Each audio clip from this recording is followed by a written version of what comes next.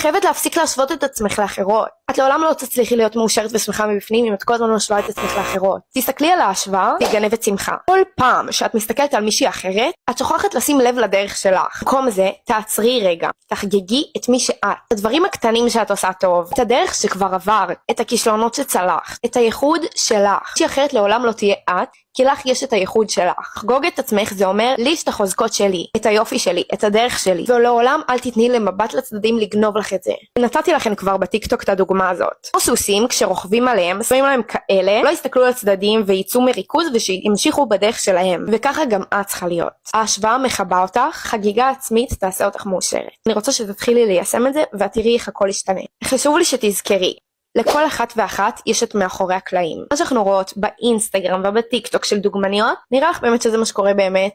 אף אחת לא תרצה לשתף את הרגעים הקשים, את רגעי הבדידות, הלחץ, חוסר הביטחון. אנחנו בני אדם, גם לי יש חוסר ביטחון, גם זה לא תמיד נראה לעין. אז חשוב לי שתדעי, כשאת רואה סטורי או פוסט או whatever של מישהי אחרת, זכרי שאת רואה רק שנייה אחת מהחיים שלה. את לא רואה את כל הסיפור שלה. ולהפך, בואי נראה שנייה למה זה דווקא כן טוב.